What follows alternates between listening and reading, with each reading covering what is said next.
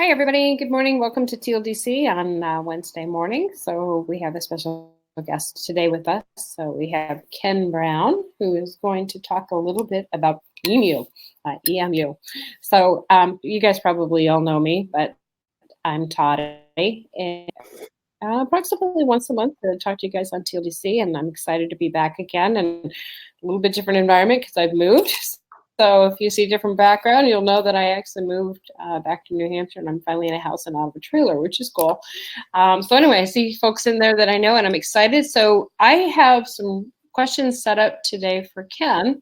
Additionally, good morning, Jack. And additionally, please feel free to go ahead and ask questions in the Ask a Question box or post them in chat, and I'll keep an eye out for them if you post them in chat, and then I'll bring them back into the Ask the Questions section. And it sounds like Ken may also have some slides that he will share. So, but I'm going to, with no further ado, go ahead and say hi to Ken and introduce him. See, Ken, I don't know if I'm seeing your video feed right now, probably because you're sharing your screen, your slides. So you can always toggle back so that people can see you in the window too. But we will start out, and you can tell us a little bit more about yourself and your transition. It sounds like you've had quite the career transition, and we love origin stories at TLDC. So yeah, I'll let you get. Okay, and Jack says she can see you, so maybe I'm just the one seeing your profile. So Jack, you're seeing Ken. Perfect. All right, we'll get going. Perfect. All right, awesome. Yeah, so my origin story. 1988, I show up at Auburn University for a PhD program and find out that in addition to earning a PhD, I'm going to have to be teaching Psych 101. And this comes news to a guy who was a pretty shy introvert who avoided any kind of public speaking throughout high school, throughout college. To be hit with that, it's one of those memories that just kind of is cemented in your brain. You can always go back there and feel that panic. So I jumped in, I tried it. I was so bad. But I got to the end of the semester, and the funny thing was I realized that I really enjoyed it. I just needed to figure out how to do it better and be more comfortable and relaxed and be more of me and let my personality show. And so that was a few years of kind of learning that, even built out a brand new course as a graduate student, and then kind of left that degree program to kind of chase another area of interest. But then found myself missing teaching. So I went to the school I was getting a second master's degree in and said, hey, do you need anybody to teach psych? And they said, yeah. So I taught the evening psych class for about 5 years doing that, which was a very different shift for me because these were people who were working a day job and then coming to school to truly get this degree to kind of better their lives and better their careers. And so they had a really special purpose for being there. They wanted to be there. They wanted to learn. It was very different from the day classes with the freshmen, and they don't know what they want to major in and kind of all that. So it was great to have that exposure to that audience. Fast forward a couple of years, I'm at a online learning conference. This is back in 2000, and I saw Roger Shank give a presentation. And he was doing a video demonstration on this social worker program he had put together. And it's basically a first-person perspective, and you're the social worker, and based on all the information you've collected during the interview process, you come up with a diagnosis for this 13-year-old boy. And then you go into the room and you sit down with the mom and you give her the diagnosis. Well, you don't know you've screwed up until you say, oh, I think Johnny has this. And the mom, the actress, just laid into that character and just got in your face and was like, what are you talking about? And I'm standing in a huge room. You know, when you go to a conference and you come in late, you're standing somewhere. I looked down and I found myself actually backing up away from the screen just to try to get out of that situation. And I thought, oh my gosh, how cool is that? And that was so different. So, you know, that kind of had an implant. And then I get to Mitsubishi Electric, where I've been for 14 years, and get to redesign a program. So, hey, we've got this workshop. They're calling it a workshop. Go take a look at it and then redesign it. We need it done in 9 weeks. Like, okay, sure. I go to this thing, it's 4 hours. And the question I often pose is, how many slides do you think you can deliver in a 4-hour training program? Our guys managed to deliver 400? 247 action-packed, data-heavy, chart-rich slides. And it was literally an hour and a half before the first person raised their hand to ask a question. And something in my gut just said, this is not right.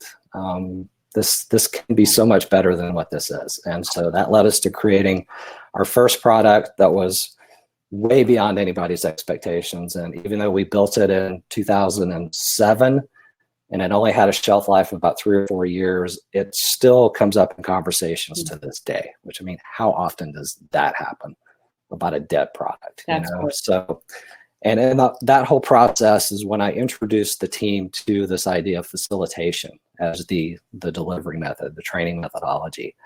And it was a challenge because we didn't have dedicated trainers. So we had salespeople, we had engineers, we had tech support guys, all who did a little bit of training. 10 to 20% of the job was training. So not only are you telling them how to completely change their skill set, but then try to support them in something that they don't do that often. So that was a huge, huge challenge. And as we went through other programs that we developed, we were able to figure out and get better and better with that. But it's been a very interesting ride, and it's been a lot of fun so far. Isn't it cool when somebody says to you, hey, do you remember that you did? Yeah. I mean, I have a similar experience. I was the lead trainer for the robotic system for the iRobot EOD robots. And, I'll still run into people and they're like, hey, do you remember that you were the person in all the videos and all the books, which just was a default thing, by the way. We had nobody to do the shoot. But it was effective, I think, from the perspective that I was not your ordinary Marine or Army person in a video telling someone how to do something. And so I guess that was the memorable thing about the materials that we produced is there was, some short lady in there with an iRobot shirt doing all the manipulations and the new tracks. And so I didn't realize that actually did make the content memorable, which is cool. It's so cool because I still hear that from people today. And this was, 8-9 years ago. Yeah, it's awesome. Super cool. Yeah, definitely. That's awesome. So progress, I guess, forward to EMU, which probably took a few iterations, and you can definitely tell us what this is and what it stands for, because I only know the funny looking animal.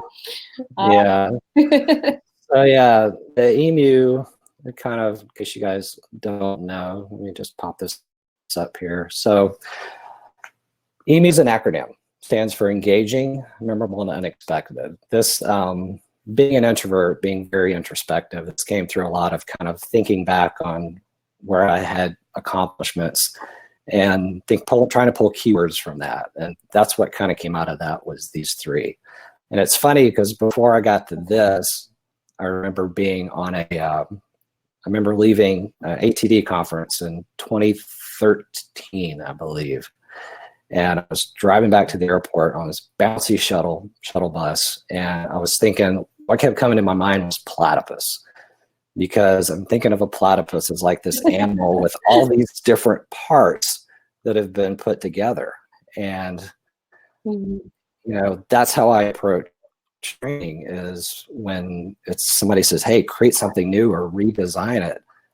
I get absolutely giddy. I mean, I'm like a kid in a candy store because to me, there are so many possibilities, so many ways you can take it. Not just, oh, we got to update our PowerPoint so that we can present this training. No, it goes way beyond that. So Platypus kind of eventually evolved into EMU and then the EMU Experience. So the way I like to say it is what I have here. To create a memorable learning experience, you must engage your learners in unexpected ways.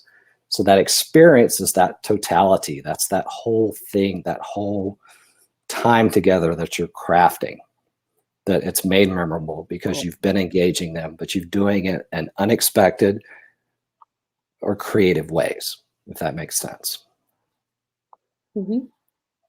Yeah, it's not an easy task though, at all. No, no. And So, the whole idea of being unexpected is, as I tell people, I said, okay, think about what's expected and then don't do that. mhm, Right? So go off completely 180, see where you end up and go from there.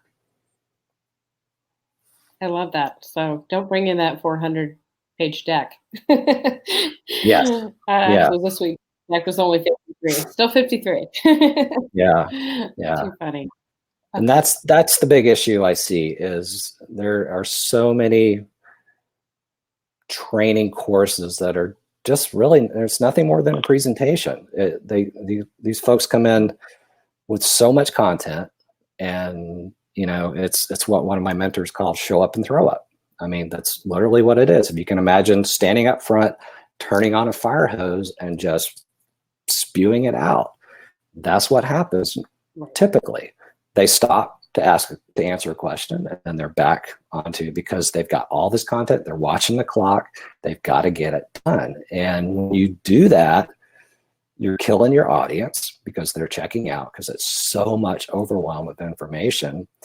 The important things that you really need them to remember get buried in so much content that you typically don't have time to go back and repeat them and say, hey, remember, this is really, really important. Instead of, 4 hours ago, I mentioned this once, but now I'm on to this other stuff. So that's the hurdle we have to get over, showing people that, sure, that's easier to do. That's an easier way to present. Because all I got to do is come in, you throw up the slides, you read the slides. But, the 10 to 20% retention numbers that, the training industry used to talk about for a long time kind of relates back to that methodology. And that's what you're going to get. And somebody had explained that to me one time that I thought was really cool. They said, okay, imagine if FedEx had 100 packages to deliver and they delivered 20 to 30. Would they still be in business?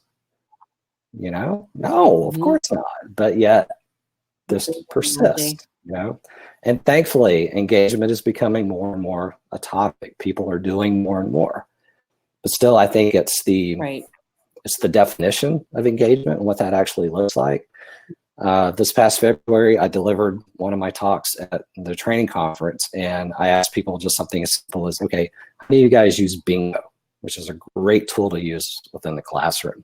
I think maybe 10% of people raised their hand and said, yeah, we're using bingo. So even within our community, there's still a lot of need. People maybe just don't know what they can do. And that's what I like to do, is just show people this is possible. It's going to be a little bit of hard work. Yeah, because you're completely changing how you do everything. But once you do it, you will never, ever go back, because it's just so much fun when you start facilitating. Absolutely. Oh, that's super cool. So I'm kind of curious about some of your techniques for engagement, because we talk about different ways to engage our audiences. I know I do mostly e-learning content, and so everything that I do, the totally different audience, obviously. I'm working on a project right now where I have my developers actually going out of the LMS, which is not the preferred way to do it, but they're going into an environment and actually running their code and running their code snippets to see what they get returned. And we give them the chance to practice a couple of times before we ask them to come back and say, okay, so what results did you get? It's certainly one form of engagement, is to get somebody active in the environment where they're actually going to be, using a tool. What other kinds of things are you using for engagement? Yeah, I think to that point, any time you can do any kind of real world scenario, I think is huge. And I'm a firm believer of, failing in a safe environment. So maybe your entire course starts with a crisis situation that they have to engage in this behavior, but you're totally setting them up to fail. And then you learn from that. So, okay, this is what happened. This is what you did. Let's go back and look at what went wrong. Let's teach you the right way, and then let's demonstrate it later. That's one way to do it. Overall, what I like to say, let me just throw this up here because this is important. Here's how I look at engagement. It should be early, it should be often, it should be on purpose. there are a lot of trainers who are presenting, or trainers who are presenting training who may be, hey, stand up, introduce yourself, blah, blah, and that's the last bit of engagement till the end of the day. Or maybe they don't even do that, and then at the end of the day, they try to pull everybody together and do this big team building or team activity, and you haven't engaged with them all day, and that's just weird. That's just really, really odd. Right. So you don't want to do that. Here are some things, and I have a specific class and talk that I do around these. So this is coming from the idea that you've bought into the idea of facilitation. You understand that when you come in and you just throw up your slides and you present training, it could be way more effective. So when you buy into the idea of really engaging your learners on purpose, here are some things that I talk about. And these kind of map out to a full Monday course. This is an example of what you could do. So for example, classroom setup. Many people don't even give this a second thought. They don't think about it, but this is your course's first impression. Repeat that. It's the first impression your course makes. And if your students are coming in with expectations, you know, they're coming in with, this is probably gonna be just like every other course. You know, it's this weird cycle where when you see a class and you read the description, you get really excited. You know, it's like, oh yeah, this could be the one. This could be the one that changes my whole professional career. And then you're still excited up till the day, but then as you're walking into the classroom and you see, oh, tables and chairs and rows, just like everything else I've been to, it kind of deflates those, you know, expectations. So if you give them something different, if you set up your room where it's tables of 3 to 5, you know, pods or groups or however you want to call it, that lets them know, oh man, I can't just sit back and check my email. I'm going to have to participate. Right? Right. So you're getting them to participate without saying and wagging the finger and saying, hey, I expect you guys to participate. You can do it that way. And they can't hide in the background. Exactly. And we build in all these capabilities where through that room setup, you can actually get 100% of your students engaged throughout the course of the day. It's really cool. But I did this, you know, anytime I go somewhere, I do the setup. And I had an IT director at a customer come in at the end of, come grab his admin at the end of the day because we shuffled the room around. And he said, you see this? He said, this is the way I want this room set up from now on. Just blew his mind. And it was just a simple, let's just move things around, you know? Cool. There are things you can do early on. What I call the day of ramp up is really nothing more than do something where you can get people start to engage. Maybe you've collected some information on them and you're just throwing that up on a slide saying, hey, here's who we've got in the class today. You know, Becky works at this company. This is her role, blah, blah, blah. So you kind of start building that informal networking. And then within the first half hour, figure out something cool to do. So you throw up a question, you know, hey, what do you want to get out of today? And just get them talking. Because a lot of times when you do training, you want to capture, you know, what their expectations are. And then 99 seconds is a activity that I created that's really cool if you're in a train the trainer environment and you've got a setup where people are going to be standing up and presenting anyway. You can do this. It's kind of, think of it as like improv speaking, but for just 99 seconds. But you have to teach us how to use whatever object you're talking about. And it's great for that. But what it does for me in the train the trainer setting is it shows me their training style.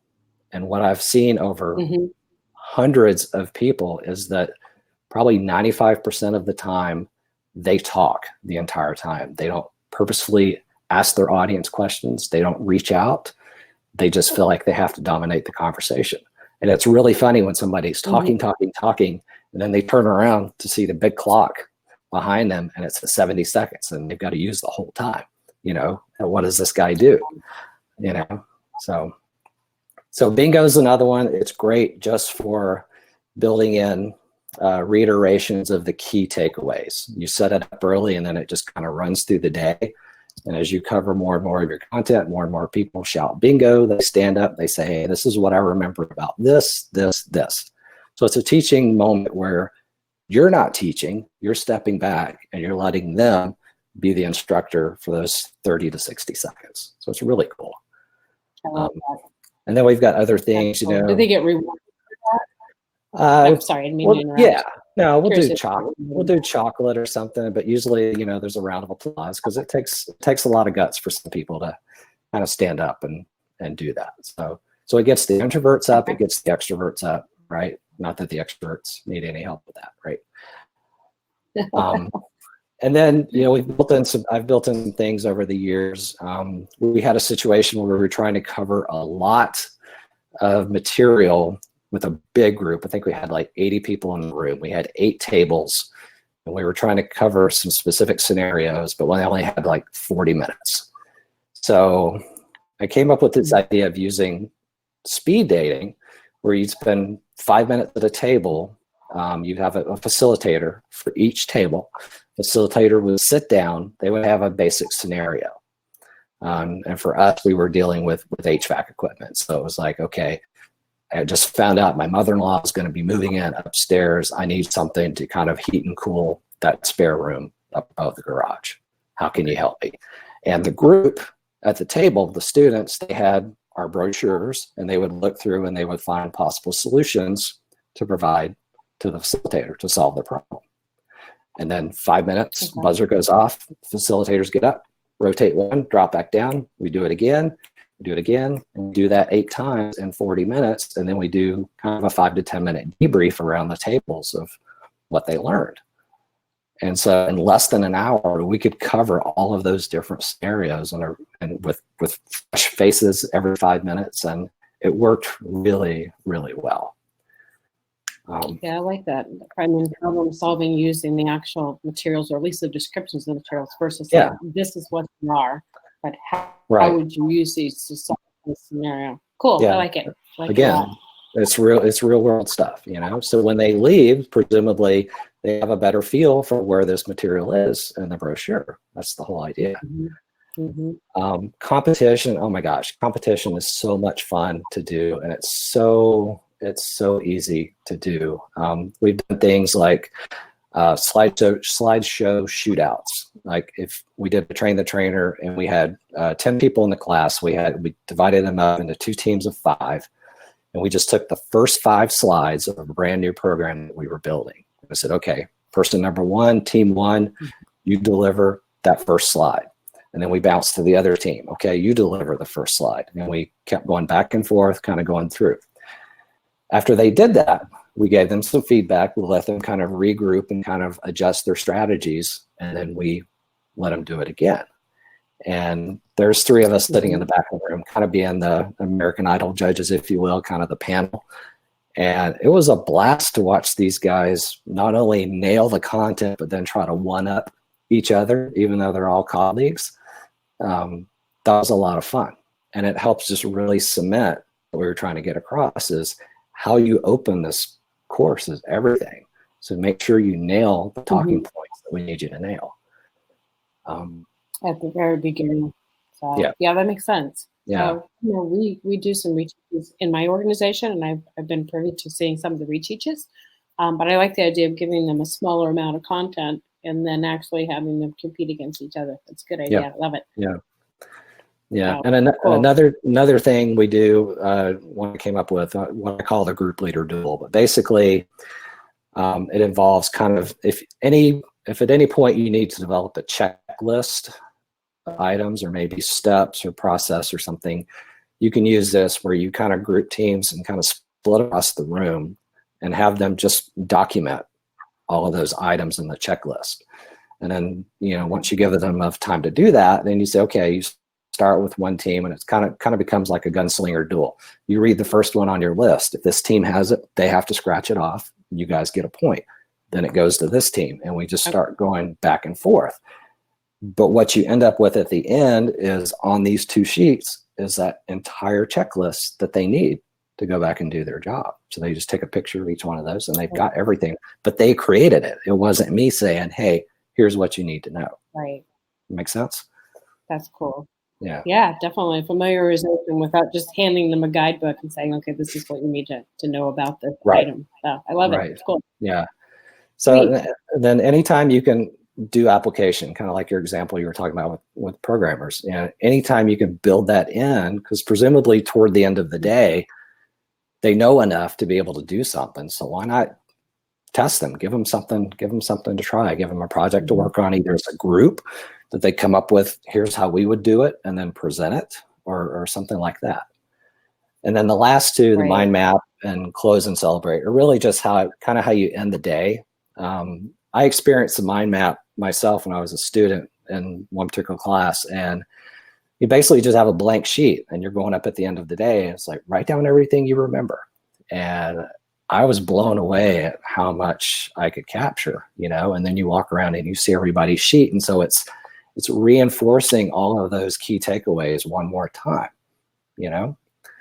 And then because you've done all of this, because you've engaged your learners from the start, it's been back and forth all throughout the length of your course, you've earned the right to do what I call this close and celebrate, where after the mind map, everybody's kind of standing up. So I just bring everybody into a circle, and I have, a stress ball or something that I can toss around safely. And I say, okay, so based on everything you've learned today, what are you going to go back and do differently? Tell me one thing. What are you going to change? Okay. Somebody wants to speak, toss the ball to them. They say it. Ball bounces around and comes back to me when it's done. And then I just kind of, thank them for their participation. And it's just a really cool moment to kind of end the class. And you're able to do that because you have invested and you have engaged them.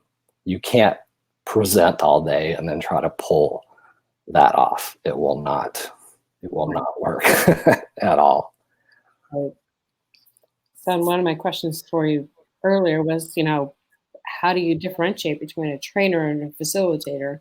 But I think what you've just shown us in walking through those examples is that you're really facilitating the learning in a way that they become their own trainers. They're looking for their own set of answers in the scenarios that you're providing to them. But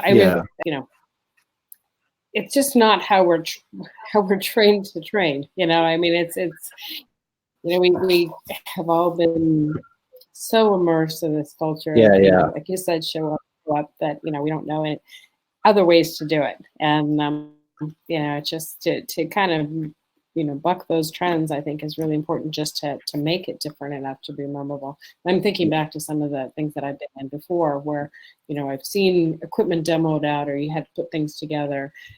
I do remember versus, I couldn't tell you what was on any of the sets of slides that I've been in, or that I viewed in certain trainings. So interesting. Right.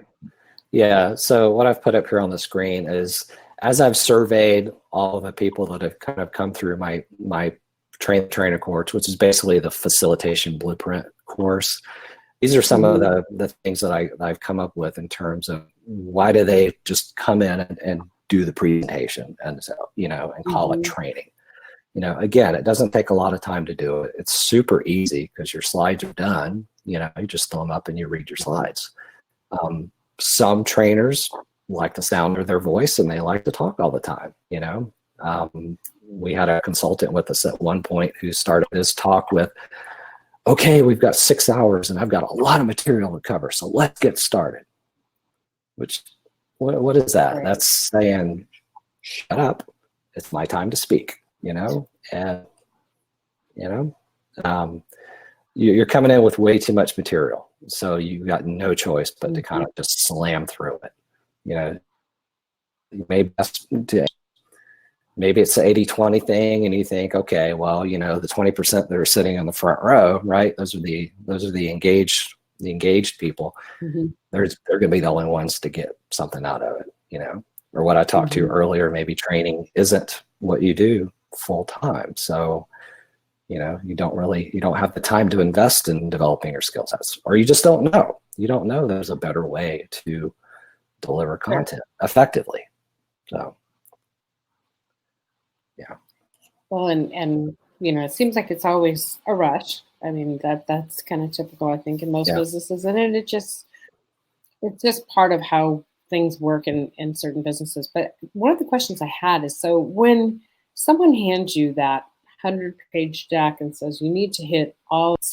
How do you answer that? How do you respond to that with a manager that says, okay, these are the things you have to hit, and you have to show me that you've hit these points. Not really with a mindset towards assessing whether somebody actually learned these items or not, but it's just really more of that management requirement. Like you got to cover all of these topics. Like, do you have a response to that? Yeah, I mean, I think I would push back on management and senior leadership, because when they come with you with that, they're perpetuating that, training as a presentation sort of mindset. And they're okay with, and maybe their goal is, we need to get 65 people in this classroom, so let's bring every chair in here and let's put them together, And I've seen classes like that where you're sitting like this and there's no way, and how are you going to learn like that? It's just, you can't. Yeah. And when you do that, you're just, the retention is going to be minuscule. It's going to be so tiny. I mean, you could ask for, okay, well, can I have twice the amount of time to present the content so that we can pause and kind of really reflect on those key takeaways that we want them to remember. On the flip side, what I do, I'm trying to get people to think about shifting from presenting to facilitation. The big response is, if I say, okay, you got to cut your content, but everything's important, right? That's what they say. And how it was taught to me is brilliant, because it's, okay, if your training time was cut in half, what topics would you present? That just blows their mind. It's like, oh, now I've got to figure out what's really, really important. And that's how you make the move. That's the first step in the blueprint of making the move from presenting to facilitating, is figure out, what can I get rid of?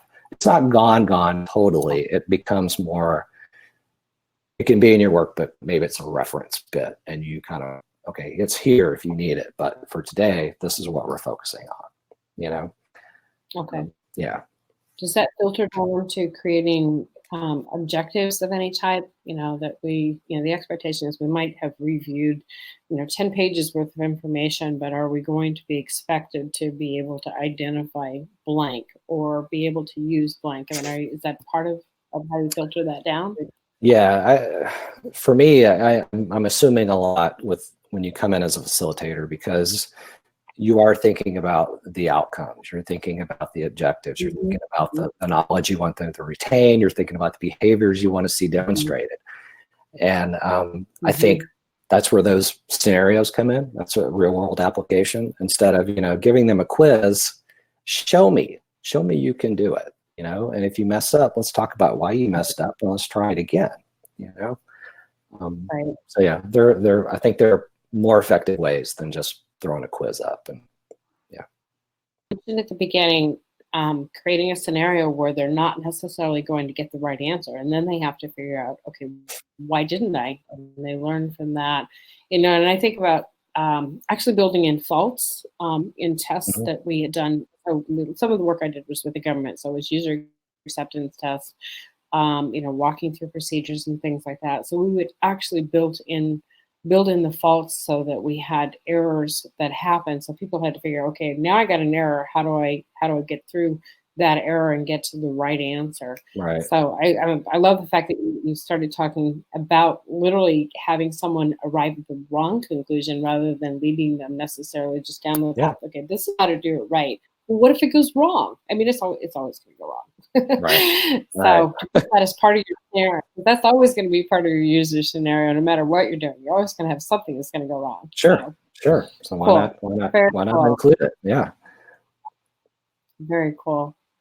So what kind of comments do you get from people that you work with in training that speak to what's the most memorable or engaging things they do? You must get comments and feedback. It's funny with the train the trainer that I've done kind of in the context of facilitation blueprint. A lot of people really get hung up on the 99 seconds because it's such that activity where they're coming up and doing improv, and maybe they're in a room with a bunch of colleagues and they are stuck and no one is throwing them a life jacket. No one is helping them whatsoever, That's always interesting. The most profound comment that I ever got from a student, and it's one of those moments where you're immediately happy and immediately sad at the exact same time, is the way I build the facilitation blueprint course is it kind of takes you from figuring out what you're doing right now, which in most cases is presenting training. Okay. Talk about why that might not work based on how people learn, human memory, a lot of different factors that we kind of throw into that. And so we hit a point about 2/3 of the way through the course where you have a decision to make. I've given you the evidence. I've just now shown you through the 99 seconds activity, this is what you did, just like what we've been talking about, and it's not working. I've got a better way to teach you. Do you want to go for it? Do you want to try it? Are you willing to put in the hard work? And I had a guy raise his hand and he said, I've been doing it wrong for 40 years. Oh no. And I'm like, yes, it worked, but 40 years, he saw the light, a light bulb went off, but 40 years, right. So yeah, definitely. Yeah. But and crazy. But it's, cool. I've had some really, really odd situations that just kind of reinforce this fact that people are still doing this. They may call it a workshop, but it's still a presentation. We had a international training company come into our office for 20 plus senior leaders to do something on communication skills for managers. Okay. She talked the entire 6 hours. We did no activities. And every break, she would show pictures of her dogs that she was a breeder of. So what I got from that was she bred this particular type of dog. We didn't do anything. Like, really? In this workshop? But the worst one, I went to a training class at a funeral home. I only know it's a funeral home because I arrived in Alabama and I got out of my car and, architecturally, what a funeral home looks like, right? And I looked at this building and I was like, wow. And then I walked in and I looked around like, yep, this used to be a funeral home. So I sign in and I walk into, I guess, what have been the chapel, and you could tell. And then back on the back was a flower tablecloth and an orange Home Depot cooler with little 4-ounce Dixie cups for water. This class was $79 for the whole day, so it was a bargain, right? But all of a sudden, all of the red flags are starting to pop up. And then I'm sitting at the back because I'm thinking, if I need to bail, I'm just going to slip out very quietly. And the instructor came up to me, this older lady, and we talked a little bit. She said, why are you here? And was asking about my experience. And then she said, no kidding. She said, wow. She said, you've got a lot of experience. She said, if at any point today you want to teach part of my workshop, just let me know. Of course, I love it. And please, in the chat, is this just me? Or come on, it can't just be Ken. What do you do with that? She's checked out. She's done. She's finished. Right. So, yeah. Well, I was going to say the beginning of the joke starts out, I went to a training class at a funeral home. That's the opening line of the joke. The funeral was for that class, that's for sure. Yeah. Oh, wow. That's crazy. Funny. So, talk to us a little bit about your blueprint courses that you teach. Because, we have a number of people. So, we have folks from every type of training, every piece of learning and development that join this group. Some people are hands-on instructional designers for, facilitator courses. I think most of us do that on a regular basis. There's a lot of us who are e-learning developers. Some of us do virtual, and virtual's tough. But maybe tell us a little bit about the course that you run, and who's your primary audience, first of all? Yeah. Is it The just standard trainers or? primary audience would be trainers. I can kind of give you an overview of what the course looks like, but primarily trainers. So live trainers. It could be IDs who are developing the content for the trainers, because both of those kind of are necessary to make this work. It can extend to, I'm in the process of just now offering these courses virtually, because I finally figured out how I can make that happen. So I'm excited about that. So that's an option, as well as e-learning. I mean, all of this really can kind of be tied into any kind of platform. But the basic blueprint that I talk about is really just 11 steps.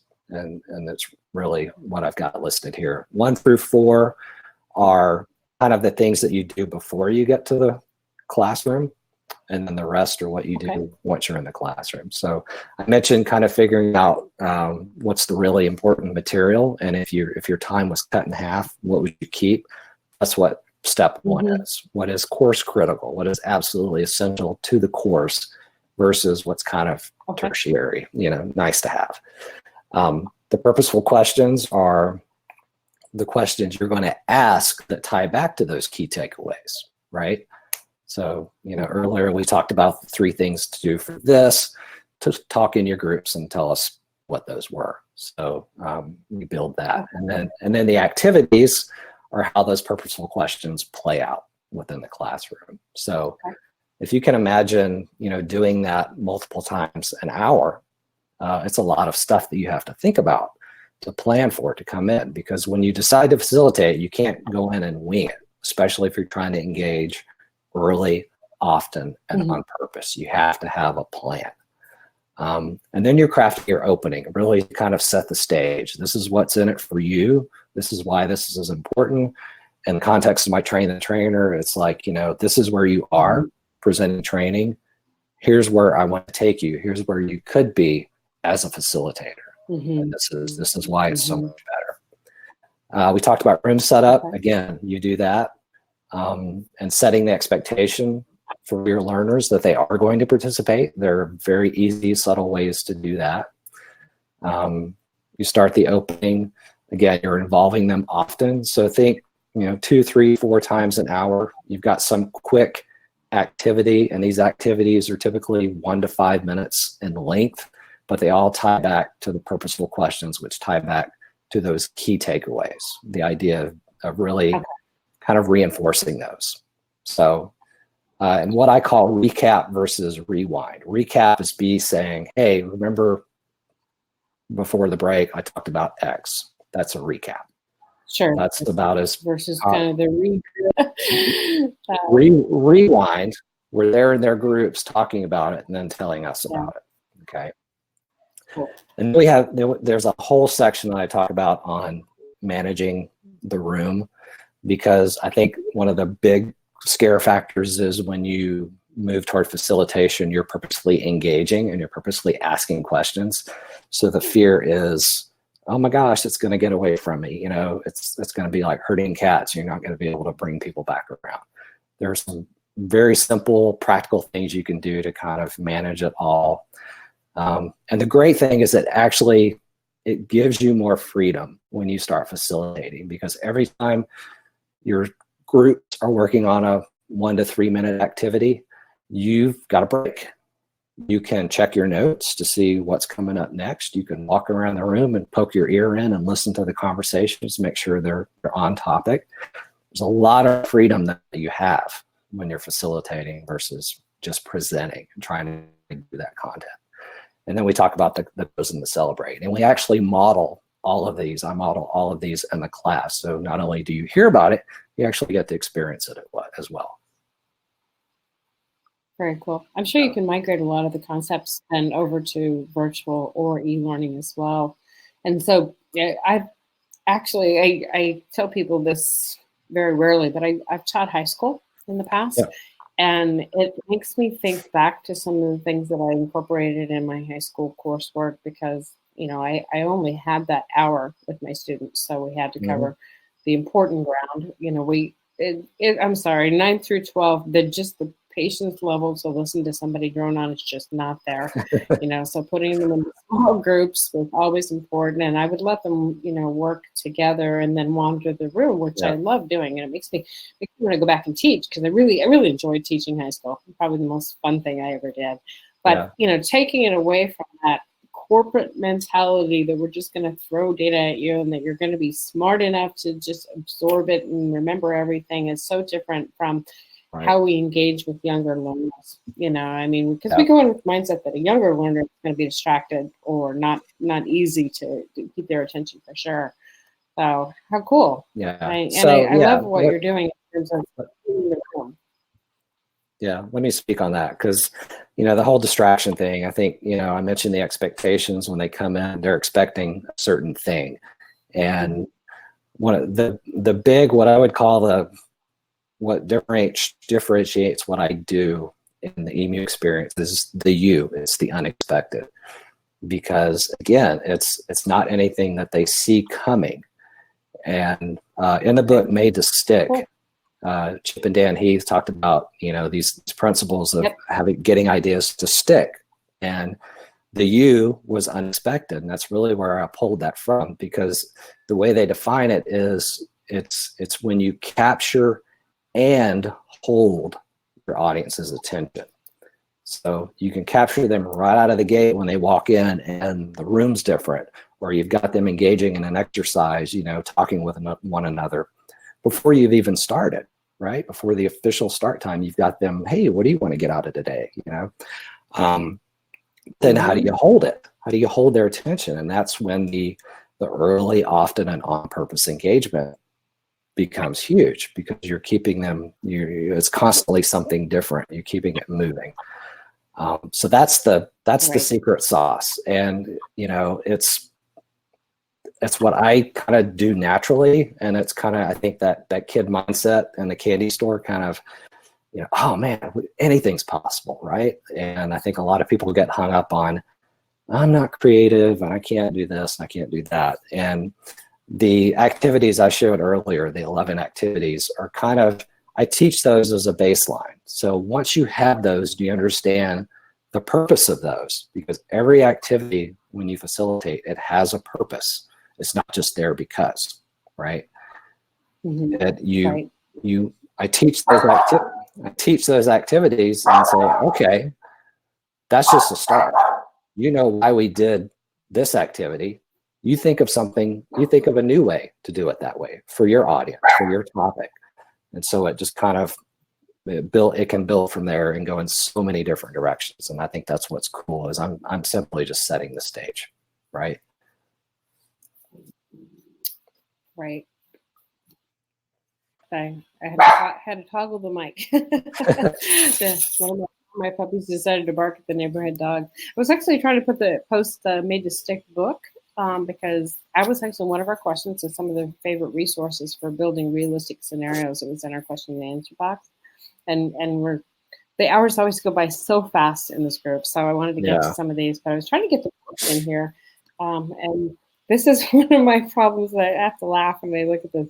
I go between a Mac and a PC for work, so I'm using the wrong command versus control to post things in here, and I'm like, all right, I'm doing this wrong. It's that whole training muscle memory thing. And I'm like, wow, this is not cool. So I'll actually add the Chip book Made to Stick in here, because it's a super duper resource. And actually, Mark had asked, do you have any other resources that you rely on to kind of build out some real life scenarios? Is there anything you can point us to? And then I'll also have you tell us, and this was one of my questions for you. I know you have Udemy classes that you teach, and I'm really excited to let people know about that too. But that's two questions. Yeah. So.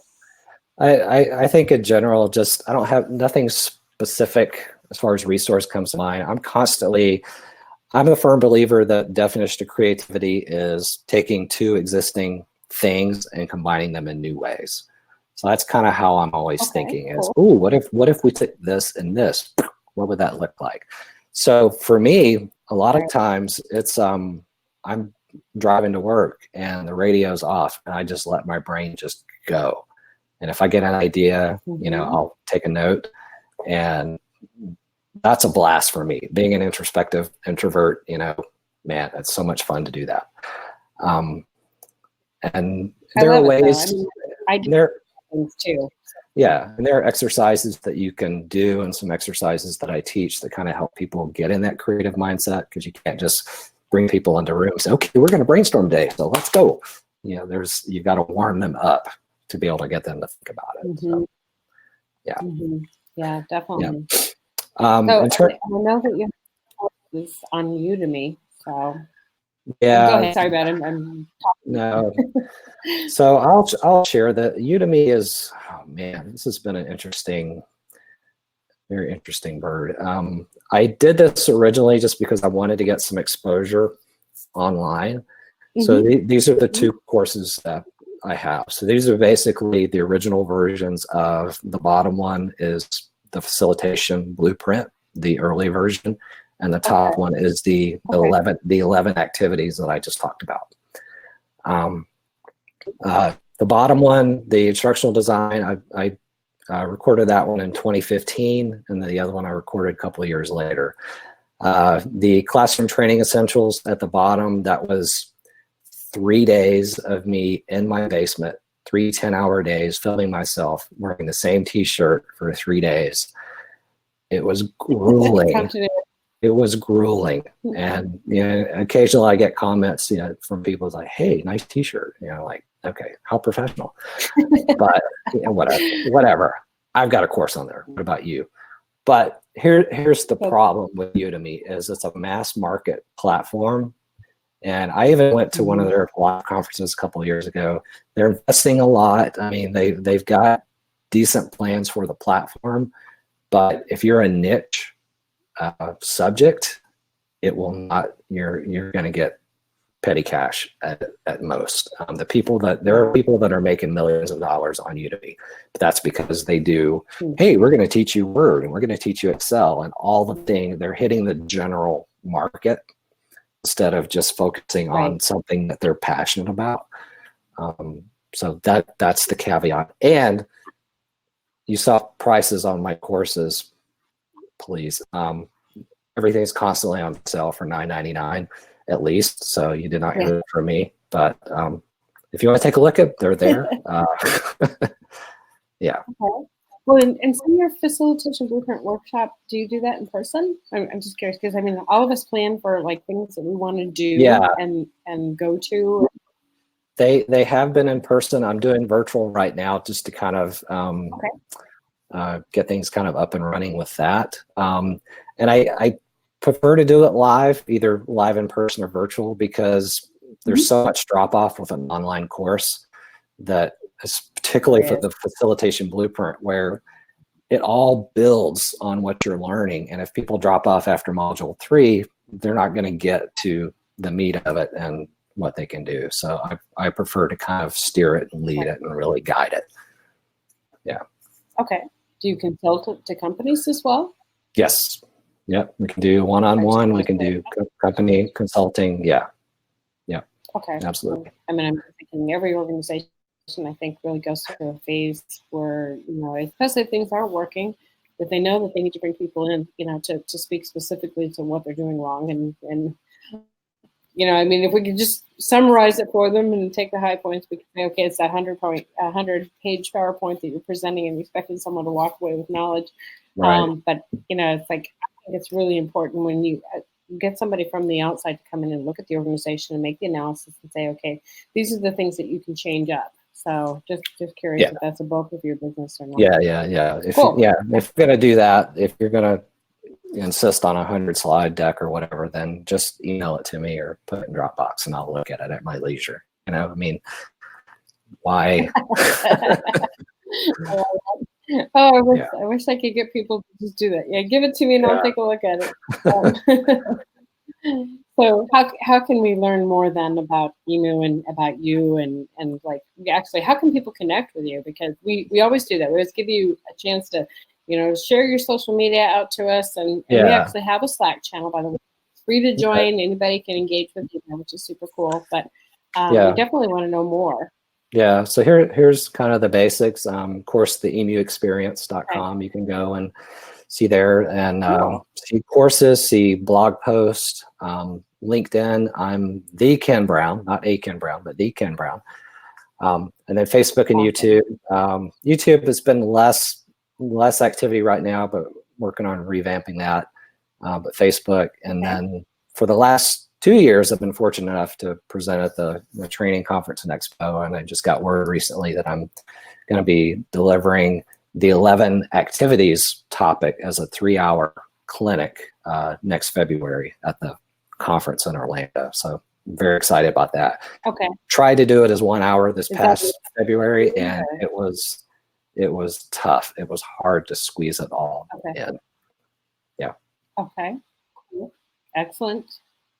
And how prepared you are. I mean, your slides are all the questions. I mean, like you've answered all of these, and I wish that a lot of our guests were so prepared. Normally, we end up typing everything into the chat, and we actually do wrap-up notes, so that'll be part of what we do when we do the recording. This particular link actually becomes available for recording for later on too, if you want to use it. But okay. Do we have? Let me ask you. Do we have like a minute or two? Yeah. Okay. Let me I put something together. Just let me not give you all of this at once, because that would be terrible. So just some core beliefs to kind of wrap up kind of where I'm coming from, so that you understand, and maybe you can resonate with some of these. But I believe that what you're doing as a learning professional, there should be some level of passion that you have about what you're doing and about your craft, because that's going to get communicated to the end product, and it's either going to be fantastic or it's going to be mediocre. And I've seen some teams where the passion is just, it's not there, and I wonder what they're able to deliver. Again, have an open mind, get giddy, get excited, be a kid in a candy store when it's time to design something. Don't just get stuck in this update the slide deck. Think bigger than that. Ask what if, and it's that definition of creativity I was talking about. What if you took this and this and we put it together? What would that look like? You can do that. Again, you've heard me say this enough, I think, at this point, but there's too much content. There's too much talking and a lot of courses right now. Room setup is huge. It's critical to how your course flows. We've talked about real world scenarios. Those are hugely important opportunities that you should be integrating. For me, as I look at what I do and I look at this passion that's in me, I'm just here to help people at the end of the day. I'm trying to have this mindset of just serving others. And when you do that, life just gets so much easier when you're out to help other people succeed than you succeed. And it makes it work. Engagement, you should have this memorized by now. Early, often, on purpose. Okay? And to capture and hold attention, you have to be unexpected. You have to be creative. And that's the secret sauce. And yes, you can and you are creative. So do not doubt that. Okay? All right. That's all I've got. I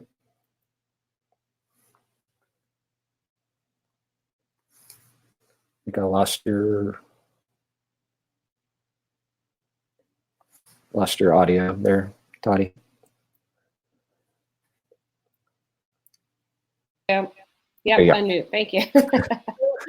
So yeah, a lot of people don't realize how creative you can be until they're placed in a situation where they actually need to be, which I think is really cool. And, this particular group, I think learning development professionals, just by nature, we're curious and we're passionate and we want to transfer knowledge. And so I think it's almost a job hazard with us. And I have been told, and I'm excited to see this, that sometimes my enthusiasm for subjects is infectious. Mm-hmm. So, I mean, that's a really key point, is to have that passion for what you do and to be able to impart that to your audience.